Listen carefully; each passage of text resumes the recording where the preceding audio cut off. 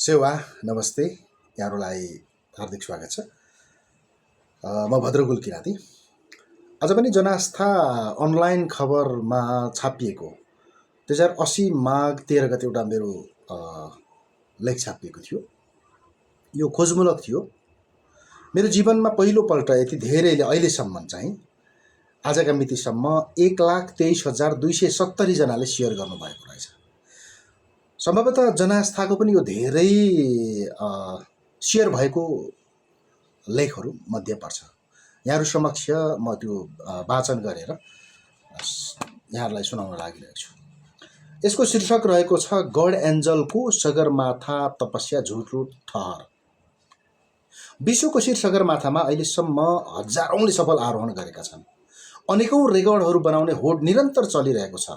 यसै क्रममा पहिले नेपाली अहिले क्यानाडियन नागरिक भक्तकुमार राई, स्वर्गीय दूत सतगुरु ओम नन्द पछिल्लो समय आफूलाई सुप्रिम मास्टर गड एन्जल भनेर भनिने एकजना ठगले सगरमाथाको चुचुरोमा 32 घण्टा 27 मिनेट तपस्या गरेको भनेर व्यापक प्रचार गरेका छन्। लोकसेवा आयोग खरिदार परीक्षा सारथी पुस्तकको लेखक टङ्क केसीले समेत आफ्नो पुस्तकमा 2068 ज्येष्ठ 6 र 7 सम्म उक्त तपस्या गरेको भनी उल्लेख गरेका छन्। पर्यटन विभागले लेखक कार्कीलाई स्पष्टीकरण लिँदा उनले गोरखापत्रको समाचारको आधारमा लेखेको बताए। गोरखापत्रले भने आरोहण दलका शेर्पाबाट सूचना लिएको उल्लेख गरेको छ। पूर्वीय दर्शन भन्ने पुस्तकका लेखक डाक्टर भक्त राईले पनि 2074 मा प्रकाशित आफ्नो पुस्तकको 141 पेजमा 20 मई 2011 मा 32 घण्टा 27 मिनेट कठोर तपस्या गरेको उल्लेख छ। यही पुस्तक त्रिभुवन विश्वविद्यालयको संस्कृति विभागमा सन्दर्भ सामग्री पुस्तकको लिस्टमा समेत समेटिएको छ। यो कथित तपस्यालाई झुटो हो भनी पर्यटन विभागले 2080 5 महिना 4 गते च नम्बर 215 मा रहेको लिखित सूचना हामीलाई दिएको छ। संस्कृति पर्यटन तथा नागरिक उड्डयन मन्त्रालय पर्यटन विभागसँग सूचना माग्दा निज भक्तकुमार राईले सगरमाथाको चुचुरोमा 32 घण्टा 27 मिनेट समय बिताई कृतिमानी गरेको पुष्टि भएको अभिलेखबाट देखिएन भनेको छ।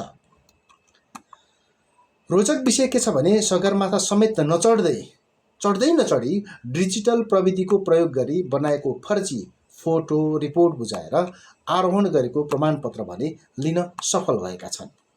तत्कालीन उपसचिव कमल प्रसाद भट्टराई अधिकृत कोमल प्रसाद अधिकारीको हस्ताक्षर रहेको 2011 6 महिना 17 मा जारी प्रमाणपत्रमा 8,848 मिटर अग्लो सगरमाथा माउन्ट एभरेस्ट हिमाल 2011 5 महिना 20 गते सफलतापूर्वक आरोहण गरेको हुँदा यो प्रमाणपत्र प्रदान गरिएको छ भनेर उल्लेख भएको छ। जारी प्रमाणपत्रको मिति हेर्दा चढेको भनिएको मिति र प्रमाणपत्र लिएको मितिमा 1 महिना समय लागेको देखिन्छ। अन्य सफल आरोहीहरूले प्रमाणपत्र छोटो समयमै लिने गरेका छन्। उनलाई किन यति ढिलो भयो? अझै गम्भीर कुरा त हाल क्यानाडियन भएका भगुरा त्यो समयमा नेपाली नागरिक नै रहेका थिए। जिल्ला प्रशासन कार्यालय उदयपुरबाट 2057 कार्तिक 7 मा प्रज्य देवनारायण यादवद्वारा जारी नेपाली नागरिकता प्रमाणपत्रमा उनको नाम भक्तकुमार राई, ठेगाना मैनामैनी 2 उल्लेख छ। 2067 साउन 4 मा प्रज्य झलकराम सुवेदीबाट पुनः नागरिकताको प्रतिलिपि लिएका थिए। त्यहाँ भने उनको नाम भक्तकुमार राईसँगै स्वर्गीय दूत सतगुरु ओमनन्द थपिएको छ। सगरमाथाको सफल आरोहण गरिदिएको प्रमाणपत्रमा माननीय भक्तकुमार राई गड एन्जल बाल तपस्वी सतगुरु ओमनन्द नाम उल्लेख गरेर दिएको छ। यी माथिका सबै कुरालाई निहाल्दा अख्तियारको चरम दुरुपयोग चाहिँ सरकारवाला अधिकारीहरूबाट भएको छ। माननीय जस्तो गरिमामय ओहदालाई ठग ढाँटहरूको अगाडि नेपाली कर्मचारीहरूले कति मूल्यमा लेखिदिएका हुन्। एउटा टपरटुइया सो कथित गढलाई नेपाली नागरिकतामै स्वर्गीय दूत सद्गुरु ओमनन्द सिडिओले थपेर लेखिदिने हो भने भोलि नागरिकतामा नाम नअट्ने हुन सक्छ। नाम कसरी थपियो, थप्न मिल्छ कि मिल्दैन जस्ता गम्भीर प्रश्न देखिन्छ। सगरमाथा नचढी 32 घण्टा 27 मिनेट चुचुरोमा तपस्या गरेको दाबी गर्ने भकुरा को हुन् त? उनी 2037 साल चैत्र 17 गते उदयपुरको साबिक महिनी गाविस वडा नम्बर 2 मा जन्मिएका हुन्। निमाविसम्म पढेका भकुरा पूर्व मन्त्री गोपाल किराँतीको तत्कालीन किराँत वर्कर्स पार्टीमा 15 महिना जति काम गरेर 40,000 लिएर भागेका थिए। त्यो बेला शाही सेनाले पक्रेर सुराकी समेत बनाएको थियो। कालिम्पोङको मङ्पु चर्चमा क्रिस्चियन बनी केही समय बसी बाइबल अध्ययन गरेपछि नेपालका विभिन्न धर्मगुरुहरूसँग भेटे र आफ्नै एउटा धार्मिक पसल खोल्न पुगे, जसलाई स्वर्गीय मार्ग सङ्घ नेपाल नाम राखेर दर्ता नम्बर 436 सन् विक्रम सम्वत 61-62 काठमाडौँ जिल्ला प्रशासनमा दर्ता गरे। कालान्तरमा सोझा इमान्दार नेपाल र विदेशमा रहेका नेपालीहरूलाई स्वर्ग, नर्क, लोभ, पाप, धर्म आदिको व्यापार गर्दै लाखौँ करोडौँ हुँदै अरबौँको सम्पत्ति जोड्न सफल भएका छन्। विशेष गरी किराँत, राई र अन्य मौलिक संस्कार संस्कृतिहरूमाथि प्रत्यक्ष क्षति पुर्याइरहेको छ।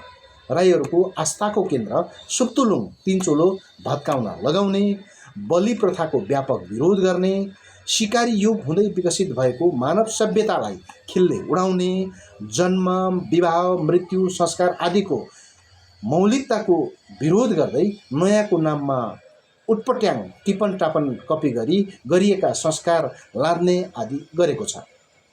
कथित गढ भकुराले 2 भन्दा धेरै देशको नागरिकता लिएका थिए। 9 वर्ष अघि उनको नागरिकताको वास्तविकता आम सञ्चारको माध्यममा छरपष्ट भएपछि आफ्नै नाममा रहेको धरान उपमहानगरपालिकाको नगरभित्र करोडौँ पर्ने जमिन भरोसायोग्य व्यक्ति शिलादेवी राईको नाममा 2 कट्ठा 1 धुर 2072 साल चैत्र 17 गते बेचे जस्तो गरी नामसारी गरेका थिए। जमिन बेचेको 6 दिनमा उदयपुरको प्रमुख जिल्ला अधिकारी समक्ष नेपाली नागरिकता त्याग गर्न आवश्यक भएको हुँदा त्याग गरेको निवेदनसहित नागरिकता 2072 चैत्र 23 गते फिर्ता गरेका थिए। त्याग्नुपर्ने कारणमा आफूले क्यानाडियन नागरिकता प्राप्त गरेको उल्लेख गरेका छन्। त्याग गर्नुअघि धेरै वर्ष दोहोरो कागजपत्र प्रयोग गरी कानुनको खिल्ली उडाएका थिए। भकुराले अहिले पनि कतिपय कामहरूमा फिर्ता गरेको नागरिकताको फोटोकपी प्रयोग गर्दै आइरहेका छन्, जुन गैर कानुनी हो। भारतको कालिम्पोङमा मान्छे मारेका थिए यिनले। सुँगुर, कुखुरा, खसी, भेडा, राँगा आदिको बलि नचढाऊ भन्दै किराँत समुदायलाई अर्ती दिने हेभनली पाथले जिउँदै किराँतीको भने बलि चढाएको छ। स्वर्गीय मार्ग हेभनली पाथले भारत कालिम्पोङ बेन्दा बस्तीमा 28 डिसेम्बर 2006 का दिन धार्मिक कार्यक्रम आयोजना गरी फलामसिंह चामलिङ राईको निर्मम हत्या गरेका थिए। गुरु र उनको काममाथि प्रश्न गरेका फलामसिंहलाई छोडा बोक्साको आरोप लगाई भाटाले कुटी आगोले तेल लगाएर सेकाएर अकल्पनीय तरिकाले हत्या गरेका थिए। घटनाको दिनै फलामसिंहका श्रीमती विष्णुमाया राईले पतिको हत्याको उजुरी कालिम्पोङ थानामा दिएका थिए। उक्त हत्याकाण्डमा संलग्नहरूको नामसहित दिएको निवेदनमा ओमनन्द गुरु, भकुराको संस्था र गुरुको नाम 4 ठाउँमा उल्लेख गरिएको छ। ओमनन्दकै निर्देशनमा बोलाएर हत्या गरिएको कुरा प्रारम्भिक निवेदनमा उल्लेख छ। उक्त मुद्दा अहिले पनि कालिम्पोङ अदालतमा चलिरहेको छ। कति अपराधी फरार छन् भने कति तारिखमा छुटेका छन्। गुरु भनिने ओमनन्द क्यानाडियन, भकुरा भने सिक्किमको नन्दुगाउँमा सिक्किम सरकारको राजकीय पाहुना भएर बस्दै आइरहेका छन्। क्रिसमस र अङ्ग्रेजी नयाँ सालको बीचको समयमा उपयोग गर्दै त्यो कार्यक्रम आयोजना गरिएको थियो। 3 दिने उक्त कार्यक्रममा नेपाल, दार्जिलिङ, सिक्किमबाट समेत उपस्थिति रहेको थियो। यही कार्यक्रमको निरन्तरता अहिले जनवरी 1 तारिकका दिन दुःख हरणको पूजाको नाममा आयोजना गरिरहेका छन्। गत 1 जनवरी 2024 को कथित दुःख हरण पूजा झापा जिल्लाको कमल गाउँपालिका पडजुङ्गे स्थित हेभेन्ली पाथको कार्यालयमा पूर्व प्रदेश मन्त्री माननीय इन्द्र आङ्बो मौसमको प्रमुख आतिथ्यता र भकुराको उपस्थितिमा भएको थियो। झापा जिल्ला प्रशासनको सिडिओका अनुसार बिना अनुमति उक्त कार्यक्रमको आयोजना गरिएको थियो। विदेशी नागरिक सहभागी हुनु कानुनी नजरमा गैर कानुनी थियो। यस्ता विवादास्पद व्यक्ति सहभागी कार्यक्रममा माननीय पूर्व मन्त्री सहभागी हुनुले भकुरासँग यिनको साँठगाँठ त छैन, जनसाधारणले शङ्का गर्ने ठाउँ प्रशस्त देखिएको छ। माओवादीले द्वन्द्वको बेलामा यिनै ठग एन्जेल भकुरालाई अपराधी भनेर भोजपुरको घोडेटारमा झन्डै ज्यानै जाने गरी भाटे कारबाही समेत विगत द्वन्द्व समयमा गरेका थिए। आज उनकै हातबाट माओवादी नेता आङ्बोले मुस्कुराउँदै सुनौलो सम्मान पत्र लिएपछि विगतमा आफैले गरेको जनकारबाही माफ भएको हो वा त्यो जनकारबाही गलत थियो? प्रत्यक्ष देख्नेहरूले अहिले भन्दै सोध्दै प्रश्न गर्दै आइरहेका छन्। जनयुद्ध क्रान्ति यस्ता ठगहरूबाट सुनौलो रङको सम्मान पत्र लिनकै लागि गरिएको थियो त माननीय कमरेड भनेर प्रश्न गर्दै यो लेख लेखिएको छ।